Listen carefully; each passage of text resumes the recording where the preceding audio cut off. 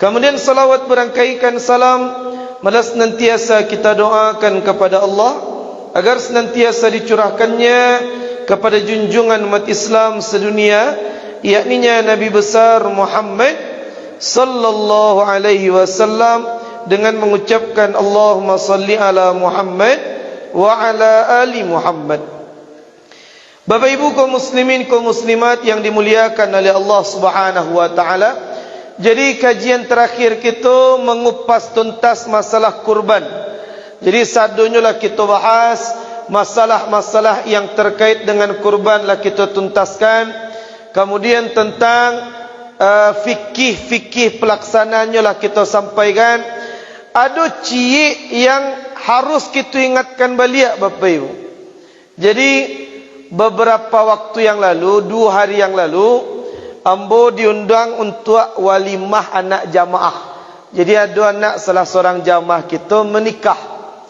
Kemudian ketika ambo pai katampe pesta pernikahan beliau, tampe prasmanan samba-samba yang ada disediakan oleh keluarga, ampiang sadonyo dagiang Bapak Ibu.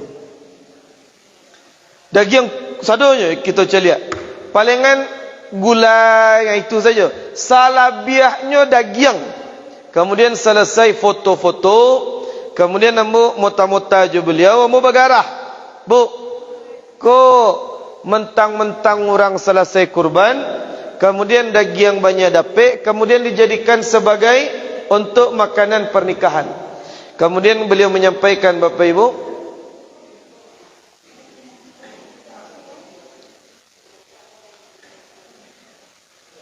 jadi kebetulan beliau menyampaikan Bapak Ibu, beliau di keluarga yang jadi peserta kurban bertiga orang. Setiap peserta mendapatkan daging 3 kilo. Di keluarga itu yang menjadi peserta 3 orang.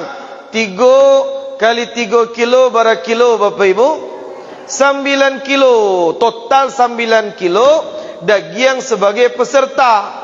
Kemudian alun daging-daging pemberian masjid musalla. Beliau menyampaikan daging peserta itulah yang dijadikan sebagai makanan untuk pernikahan. Kemudian kan nama tekankan dulu, kalau ibu jopak sebagai peserta, kemudian daging sebagai peserta, kita gunakan untuk manfaat yang lain. Kita jual, komersilkan, kita jadikan untuk makanan pernikahan, biar menghemat biaya, tak mengaluan piti balik. Kata Nabi, man ba'a jilda udhiyatihi, siapa yang salah gunakan daging kurban sebagai peserta, hilang pahalanya.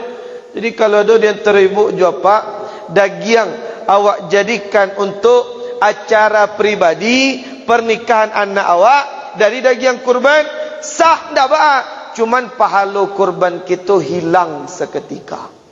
Jadi percuma ibu berkurban jopak tahun itu. Jadi ingat Bapak Ibu, itu hanya menekankan kalau yang masih ada daging, jangan sampai dimanfaatkan untuk kepentingan selain karena Allah Subhanahu wa taala. Bapak Ibu kaum muslimin kaum muslimat yang dimuliakan oleh Allah Subhanahu wa taala. Kemudian bertanya balik, Ustaz, berarti kalaulah selesai mengkaji kurban, yang rancak kita bahas. Kita bahas kini tentang makanan yang halal dan yang baik. Masih berkaitan dengan makanan. Jadi makanan yang halal dan thayyiban, makanan yang halal dan baik. Kini tanya Bapak Ibu, makanan yang halal dan yang baik, ada tak makanan tu nyo halal, boleh dikonsumsi, cuman nyo tak baik? Ada tidak? Nyo halal, cuman tak baik dikonsumsi, ada tidak? Ada. Contohnya kangkung. Kangkung tu halal atau haram? Sayur kangkung halal. Kalau dimakan sama orang yang asam urat, dah boleh kan? Ini halal, cuman tak baik. Baik. Kemudian yang kedua, teh. Teh tu halal atau haram? halal. Kalau diminum sama orang yang punya penyakit gulu, tidak baik. Nyo halal tapi tidak baik. Kemudian Indomie itu halal atau haram? Halal. Kalau dimakan setiap hari, tidak baik. Siapa mengecek? Alun tantulai Bapak Ibu. Kita celik sebentar. Indomie halal, cuman dimakan setiap hari, nyo tidak baik. Alun tahu lah.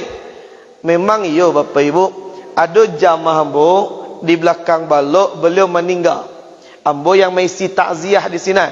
Kemudian ambo tanya, Bu, dia suami ibu meninggal, sakit kecelakaan atau apa? Kemudian beliau menyampaikan, suami ambo sakit usus buntu, Ustaz. Bako sakit usus buntu? Ampe bulan non-stop makan Indomie. Berarti dimakan setiap hari baik atau tidak? Alun tahu lah. Bako alun tahu. Dan memang ada lo cerita, di pintu kabun, salah seorang jamaah anaknya meninggal. Karena konsumsi mie sedap setiap hari, meninggal. Tapi ada dulu keluarga daki ambo, kenalan ambo. Beliau sejak 2006 sampai kini, 2006 sampai 2022, berapa tahun tu Bapak Ibu? Berapa? 6 balik tahun. Sejak 2006 sampai 2022, 6 balik tahun, setiap hari makan mie selama 6 balik tahun. Tapi ingat, sampai kini tidak mati-mati Bapak Ibu. Iya, alun ajalnya tahu ambo. Cuma alun meninggal lah. Padahal makan mie setiap hari 6 balik tahun. Pernah bertanya ke beliau, Pak, bako tiap hari makan mie, alah tu stop makan mie, mati biko kecamu. Jawaban beliau Bapak Ibu, kebetulan beliau ko dia tehembo. Hafiz, marilah. Hafiz Ustaz nak. Oh yo Pak. Kan dalam hadis qudsi Allah berfirman. Hadis qudsi itu firmannya dari Allah, cuman lafaznya dari lisan Nabi. Itu hadis qudsi. Allah menyebut, ana inda dhanni abdi bi, kata Allah, saya tergantung prasangka hambaku kepadaku. Jadi apapun yang terjadi kepada hambaku, itu tergantung prasangka mereka kepada Allah. Ustaz, kecil beliau kamu Hafiz kan Ustaz nak. Kini simak kau. Orang makan mie, ketika nyoka makan mie, kecilnya dalam pikiran, habis ko sakit atau tidak? Itu ya sakitnya habis tu. Nyoka makan mie, habis ko mati atau tidak? Itu ya matinya habis tu. Karena nyolah suudzan, berburuk sangka dengan Allah. Makanya ni bukti Bapak Ibu, ucapan beliau tu batua. Contoh lain gua, Bu, le masih ada daging kurban petang di rumah. Oleh ada je di rumah. Ya, sama je ambo daging masih banyak di rumah. Ya masih banyak, masih sa freezer tu masih penuh. Karena jamaku acuk mantan daging ke rumah. Masjid-masjid Jamiah Galuang saja ada mantan petang.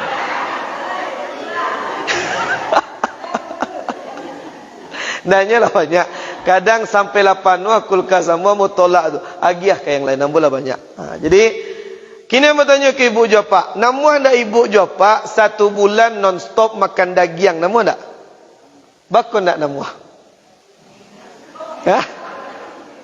Takwi sakit. Iyo, sakit tu.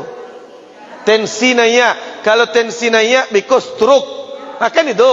Kini saya sampaikan. Ambo kuliah di Yaman dulu, kalaulah bulan Rabiul Awal, bulan Maulid Nabi, itu setiap malam kami makan kambing. Ciek kambing tu 10 orang makan. Setiap malam. Orang Arab ampiang setiap hari makan daging.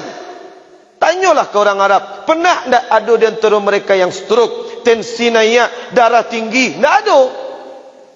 Nyu makan daging tiap hari tapi tidak pernah sakit. Bahkan tidak pernah sakit. Ketika mereka makan daging, mereka tidak pernah berburuk sangka dengan Allah. Kau makan daging habis kau stroke atau tidak? Tak pernah. Nikmat dari Allah, rezeki dari Allah, nyo makan saja. Makanya orang Arab tu sehat-sehat. Kalau awak kan indah makan, deh because sakit atau indah ya. Itu ya sakitnya habis tu. Ni bukti yang lain Bapak Ibu. Bagi bukti yang lain. Ibu jawab le tahu orang gilo. Lain. Ibu jawab namuah makan nasi basi atau tidak? Tak. Namuah makan nasi yang lah baule atau tidak? Namuah makan nasi di tong sampah atau tidak? Bakon namuah. Takut sakit kan? Sakit parui. Ya. Kini yang bertanya, orang gilo tu makanannya. Nasi busuk. Nasi baule yang lah di tong sampah berhari-hari lah basi. Itu nyo makan dari. Tanya bocik, ada ndak orang gilo ngantri BPJS? Tak ada. Ada ndak orang gilo sobok ju ibu ju apa, soboknya tapi jalan mereka-nya. Katiko tanya kenyo orang gilo, manga salah makan kecilnya. Ada ndak? Tak ada. Bako bisa orang gilo tu sehat-sehat. Padahal makanannya sampah dari. Ketika mereka makan, mereka tidak pernah berburuk sangka dengan Allah. Ini ada, ini makan-makan saja. Orang gilo tidak pernah sakit. Makanya kalau ibu jawab pak, tidak niyo sakit-sakit, jadilah orang gilo Bapak Ibu. Jadi kita kembali ke materi kita, makanan yang halal dan yang baik. Kita mulai dulu makanan halal. Dalam Islam, hukum dalam Islam tu ada berapa Bapak Ibu?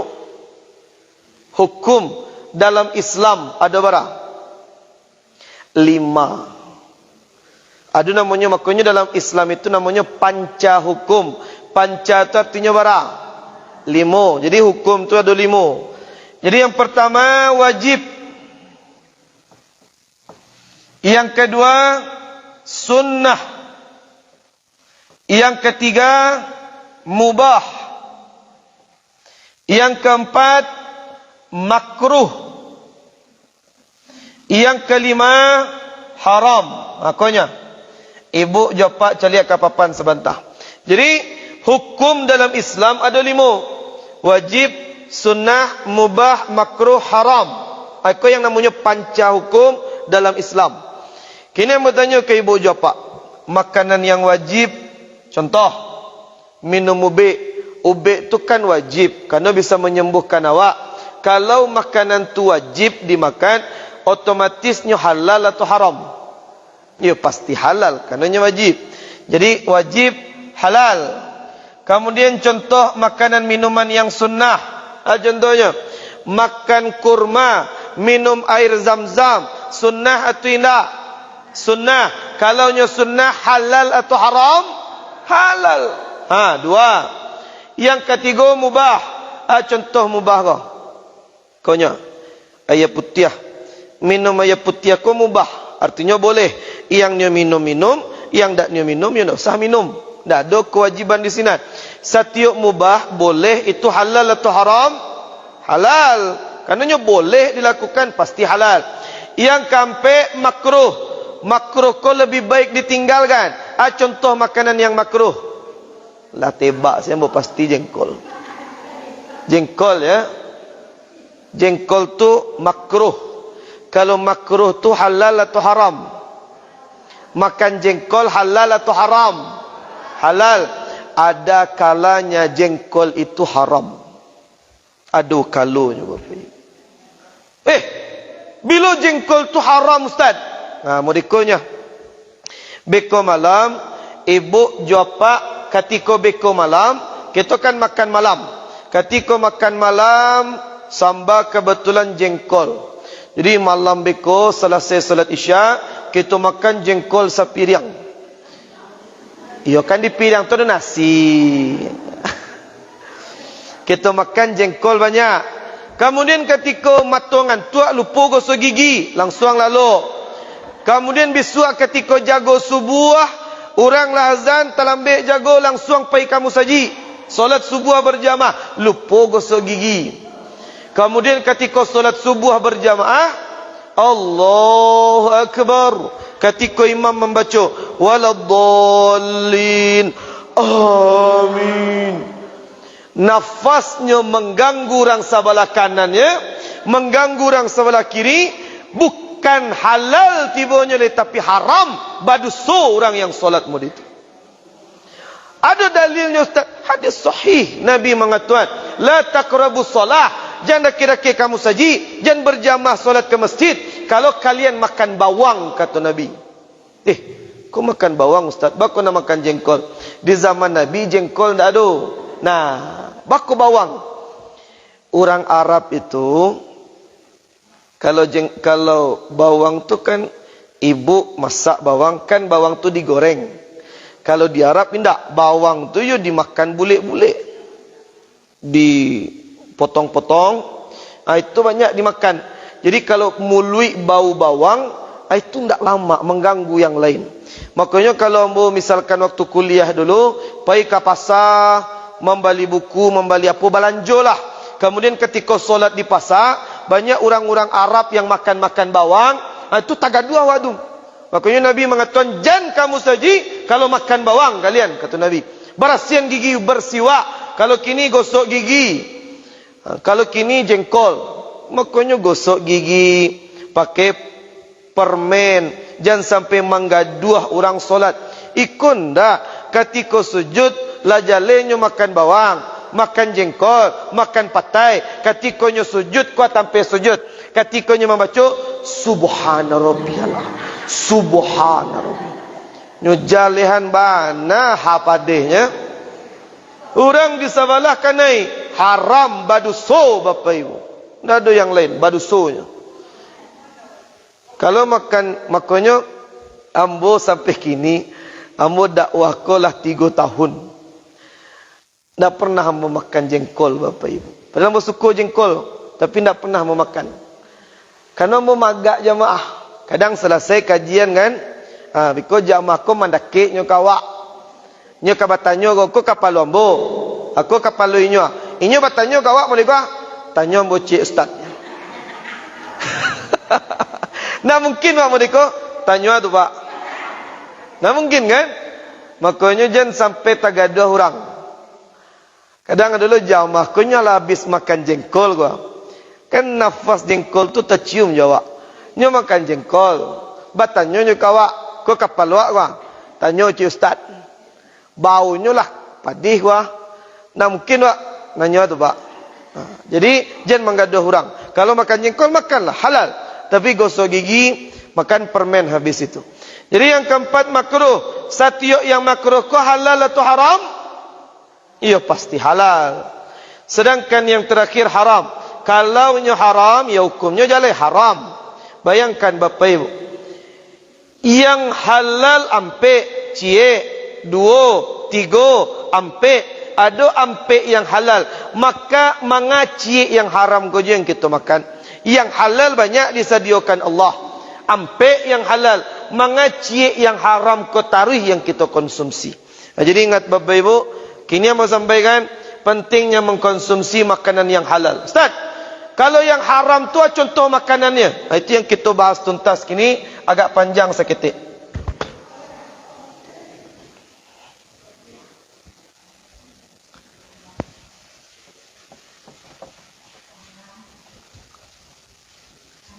Geser makan. Nah, aman.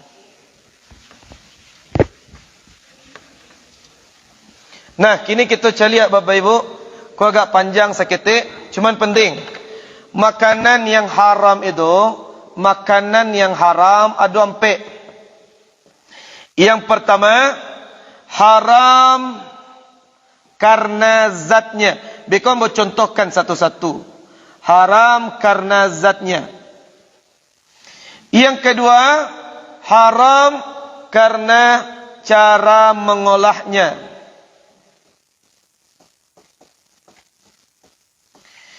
Yang ketiga, haram karena cara mendapatkannya.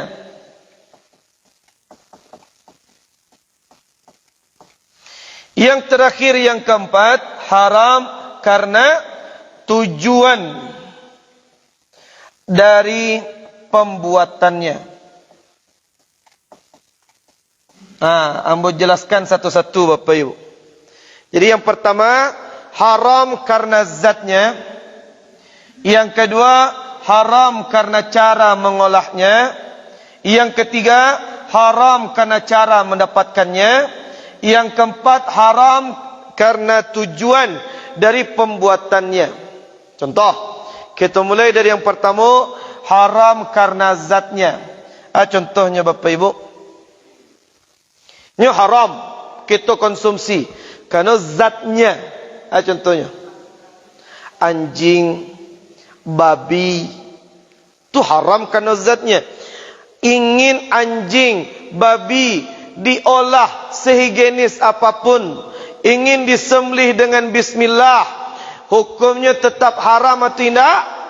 Haram. Baku haram karena zatnya mana yang haram. Makanya hati-hati Bapak Ibu, hati-hati. Kalau ada di antara ibu jual pak yang misalkan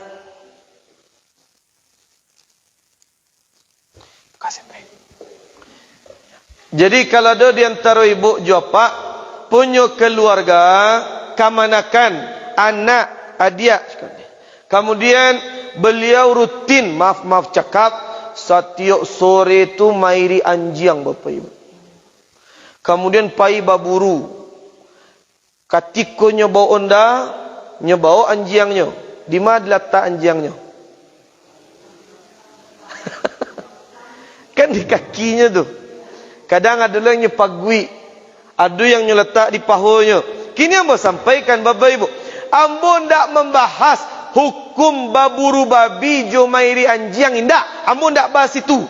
Yang ambo sampaikan, kini inyo mairi iri anjing.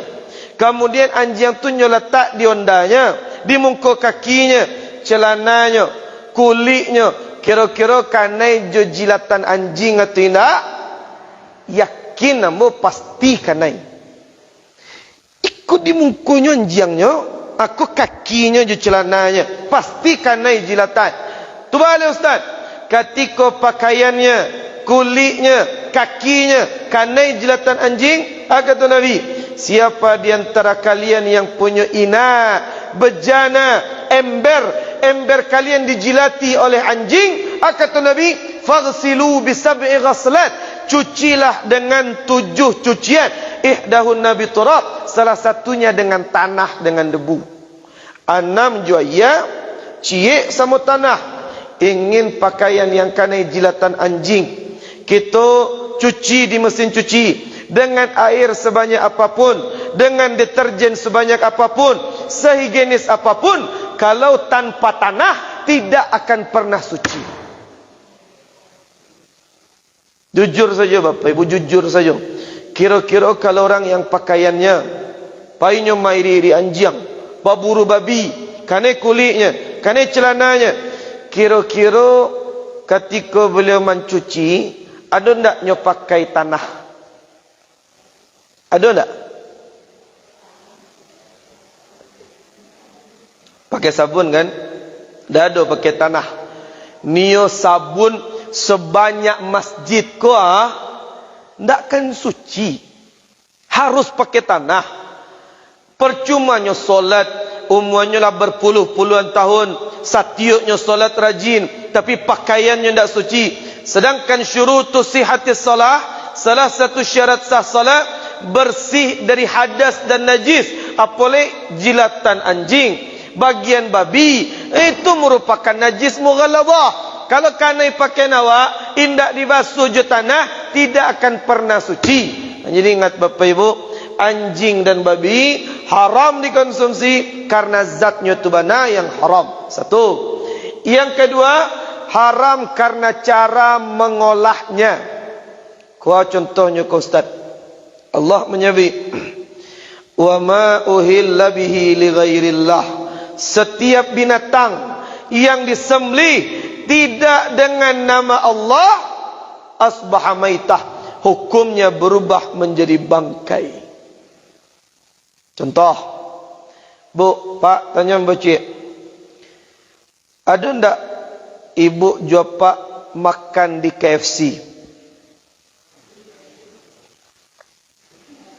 Lai pernah di KFC itu makanan yang tersedia di situ apa? Ayam. Tanya bocah, ayam-ayam di KFC itu disembelih lai dengan bismillah. Tahu tu tidak? Ha? Tidak tahu. Kalau tidak tahu berarti makan di KFC boleh atau tidak?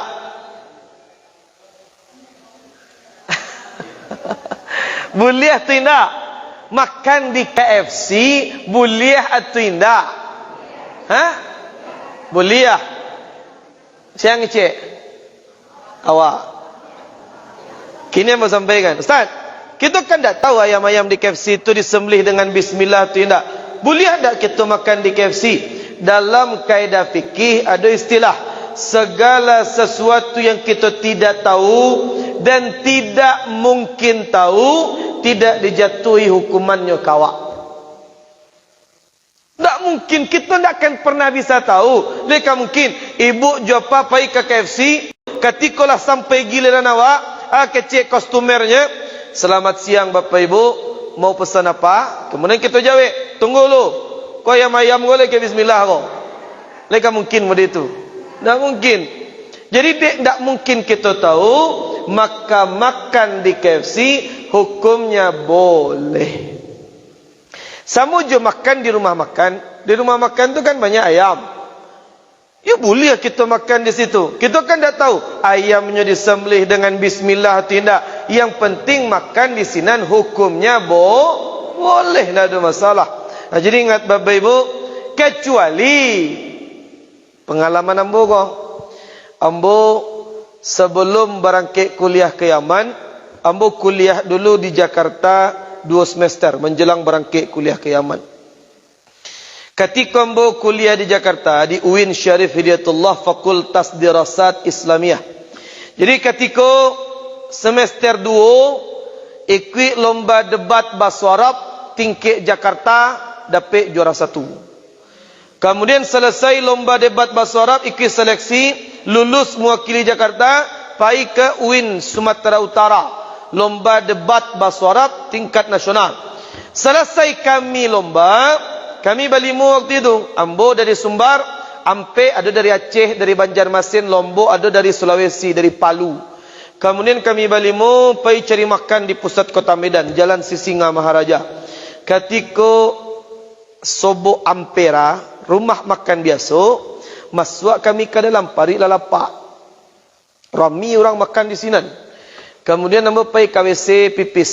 Selesai pipis, niat kata pek makan. Kalau kata pek makan dari WC itu belok kiri. Kalau lurus saja, itu ke dapur kotor. Ketika entah apa yang menggerakkan hati yang berlurui jalan ke dapur kotor. Rupanya ketika di dapur kotornya Bapak Ibu, nampak di ambo di sinan 2 kapalo babi tergantung. Kapalo babi berdarah-darah. Kira-kira kalau kapalonya ada, badannya ada tu indah. Lah di mana badannya?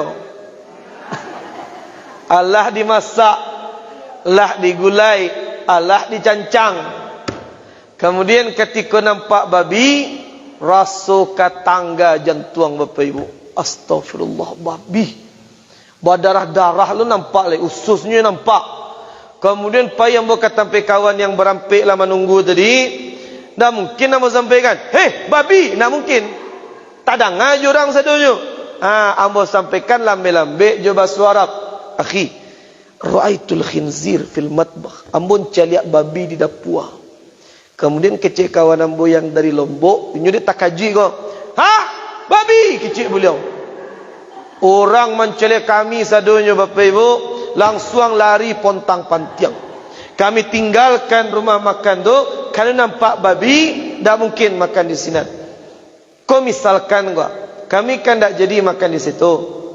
Misalkan, kami tetap makan di sini, cuman yang kami pesan ayam. Boleh atau tidak?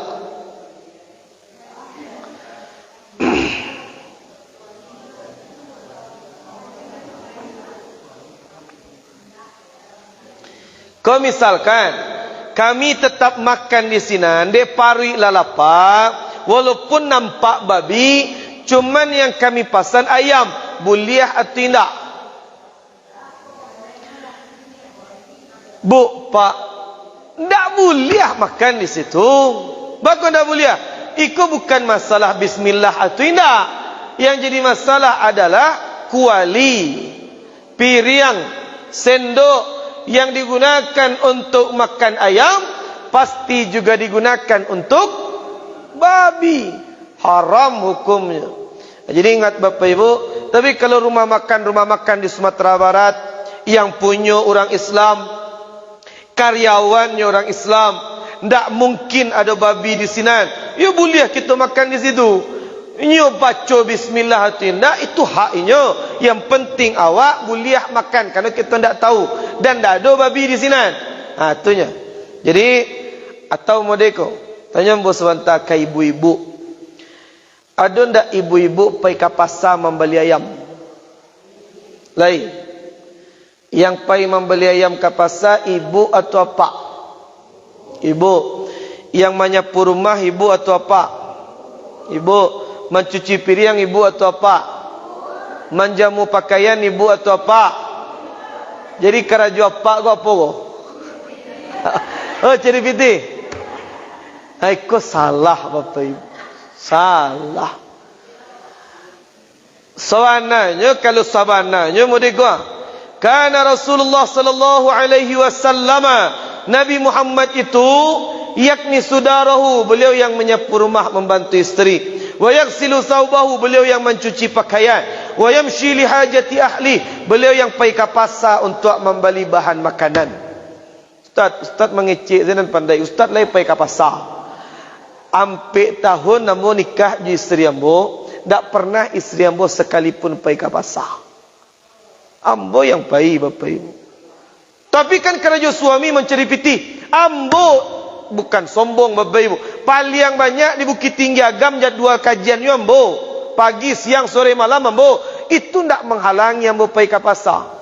Setiap selesai kajian Kamis duha di Masjid Raya, turun ambo ke pasar bawah, beli sambal bahan makanan di situ. Makanya kini lado mahal Bapak Ibu. Saons 12.000. Amo mencelik ke ibu ya, apa-apa kau tidak ada yang tahu Bapak Ibu. Jadi kalau kantang lain normal harganya, bawang naik seketek.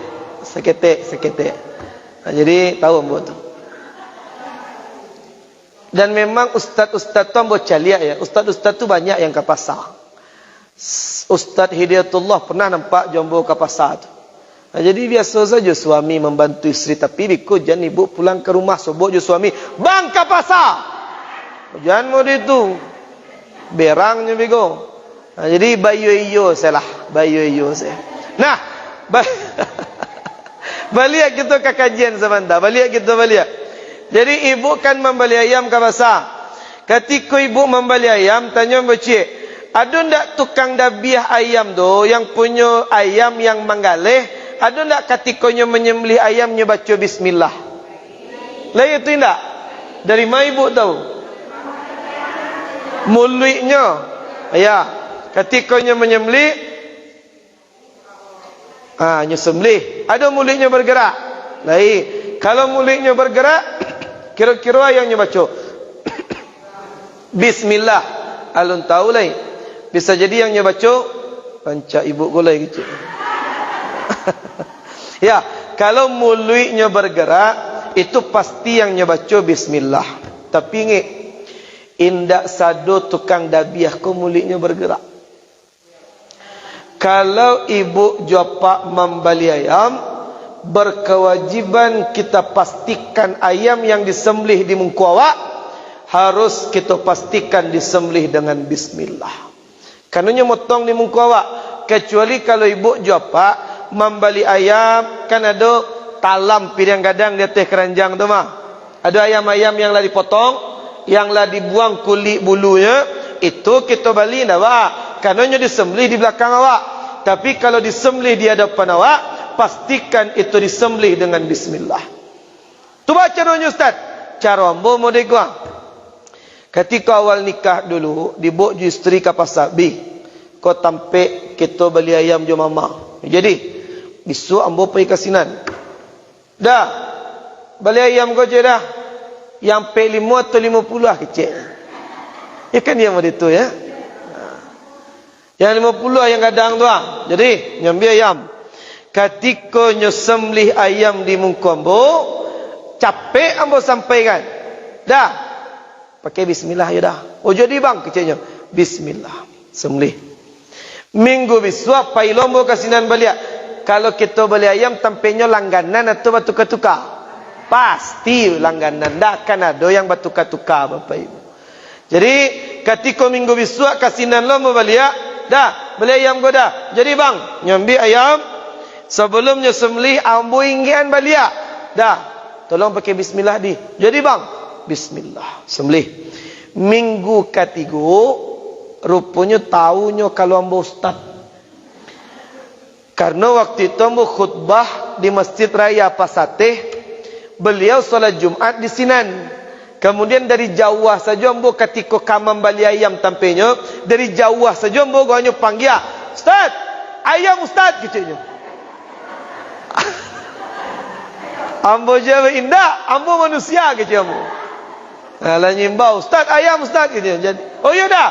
Bali ayam mau biasa yang kadang potongan 6 balih kecil ambo. Jadi ustaz, nyambi ayam sebelum ambo mengingat, nyambi ayam, nyambi pisau, nyocali ambo, akhirnya bismillah. Tanpa diingatkan inisiatif surangnya baca bismillah. Bako bisa? Karena dalam kaedah kehidupan Allah bisa karena terbiasa. Karena kita biasakan mengingatkan inyo pakai bismillah, setiapnya menceli awak langsung tapi kia inisiatif surang untuk membaca bismillah.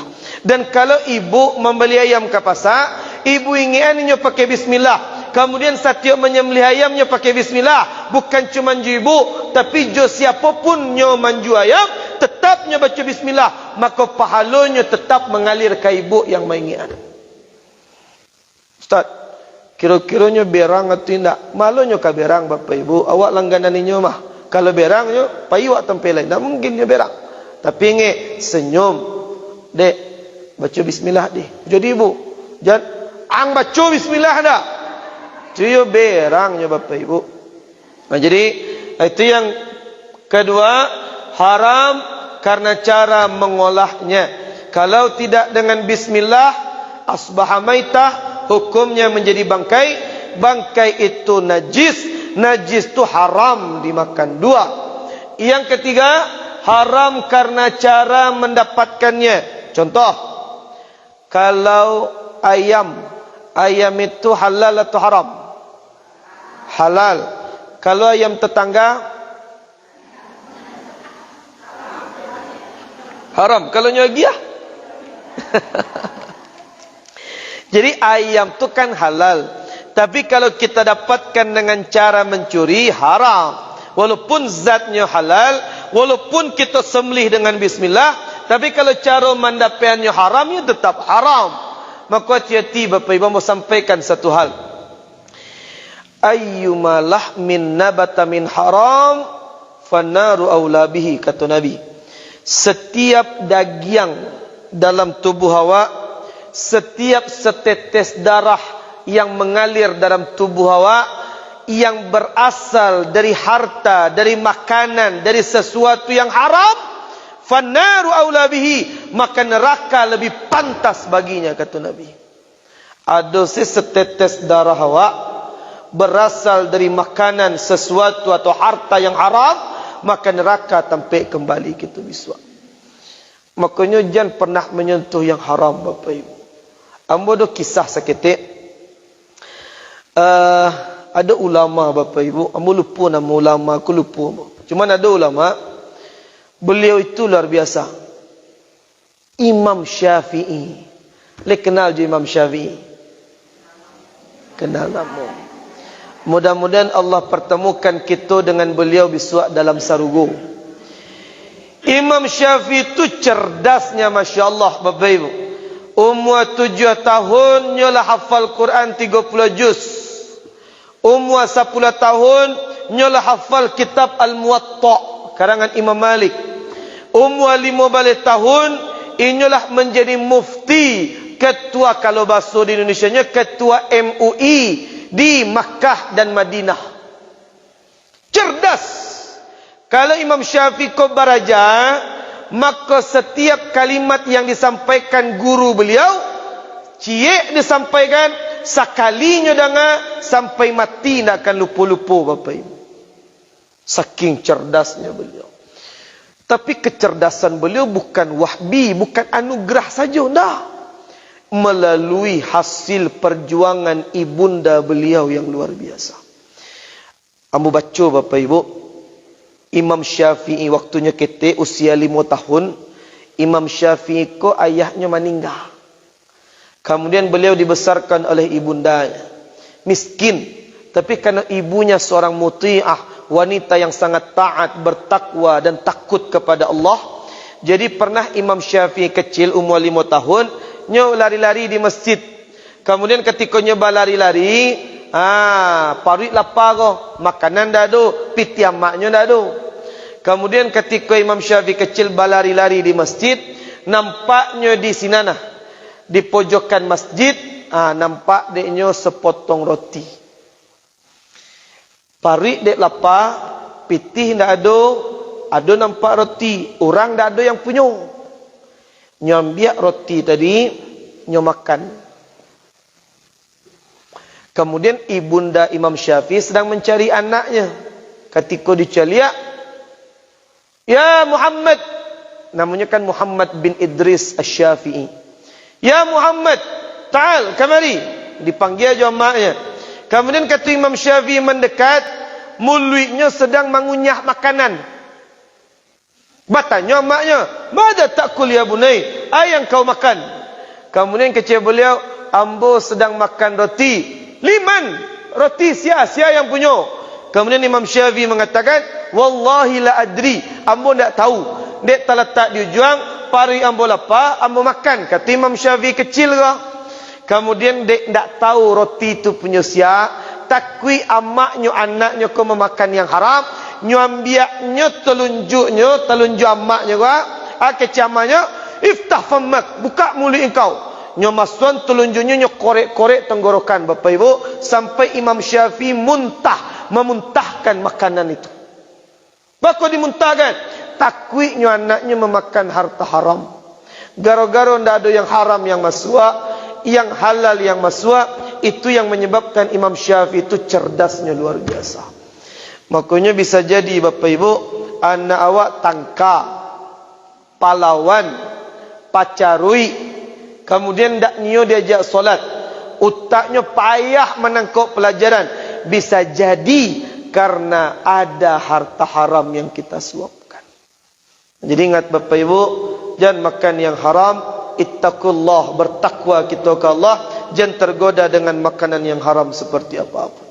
Kemudian terakhir yang kampe, haram karena tujuan pembuatannya. Contohnya Ustaz, kau misalkan ada produk makanan dengan jelas, dengan lantang, pemilik perusahaan itu mengatakan, sebagian keuntungan penjualan produk makanan kami diserahkan kepada Israel untuk menyerang Palestina. Atau ada produk makanan dengan terang-terangan mendukung LGBT. Walaupun makanan itu halal, zatnya halal, cara mendapatkannya halal, cara mengolahnya halal, tapi kalau tujuannya untuk menyerang Palestina, untuk menyebarkan, menguatkan LGBT, haram kita konsumsi. Itu 4 makanan yang diharamkan. Mudah-mudahan dengan memakan sesuatu yang halal, itulah yang menjadi penyebab kebahagiaan di dunia, dan Allah pertemukan kita kembali kelak di dalam syurga. Jadi itulah kajian kita Bapak Ibu.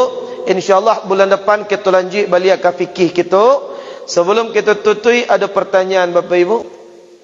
Silakan. Babu? Iya.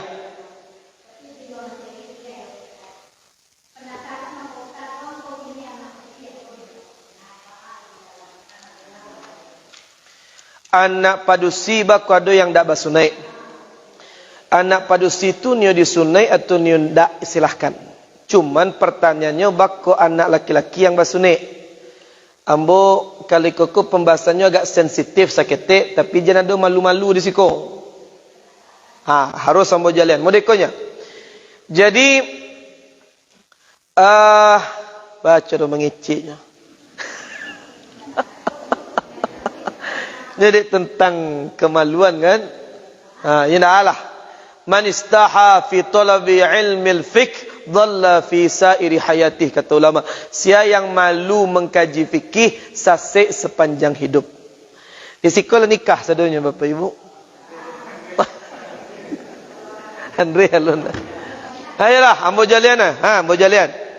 Jadi modiko Bapak Ibu, laki-laki dengan perempuan kan kemaluannya berbeda. Laki-laki itu ada namanya ra'sud zakar. Ada batang kemaluan laki-laki, kan ada kapalonya tu. Kapalonya tu kan ada sebelum disunik, kan ada kulit, namanya kulfah. Kulfah itu mengandung bakteri. Dan kalau nyo ndak sunik, kalau ndak sampai air ke dalam bagian kapalonya tadi, ndak sah wudunya. Kalau wudunya ndak sah, berarti solatnya ndak sah. Ibu japa yang punya cucu ketek laki-laki yang alun basunik itu tahu tu. Jadi ada kulfa, kulit yang menutupi bagian kapalo kemaluan laki-laki. Makanya kalau ndak dipotong, ndak sah solatnya sampai mati. Makanya diwajibkan khitan, basunik. Karena dari segi kesihatan pun bakteri akan berkumpul di situ. Makanya wajib dipotong. Itu alasannya Bu. Baku wanita, kalau wanita kan tidak ada. Makanya tidak ada kewajiban khitan, sunik bagi wanita. Itunya Bu. Tidak ba'a. Jadi tergantung kesihatan. Kalau dokter menyebut wanita rancaknya disunik, sunik. Kalau kata dokter indah, ya ba'alai. Tapi kalau laki-laki wajib disunik. Ya kali itu tuh berarti hukmul hakim yarfa'ul khilaf. Kalau sudah ditetapkan oleh pemerintah, hukumnya lah selesai. Berarti kalau tidak disunik, ya tidak usah sunik. Tapi kalau laki-laki kan ada hukumnya, laki-laki tidak boleh sunik. Kalau ada-ada, jangan tiap telingonya sih. Jadi sunik itu wajib. Alasannya itu karena ada banyak bakteri di balik kulfah, di balik kulit yang menutupi kapalo zakar kemaluan tadi. Itu Bu ya. Ayo jangan beribu lo ibu tak sarah. Masih ada pertanyaan yang lain? Cukup?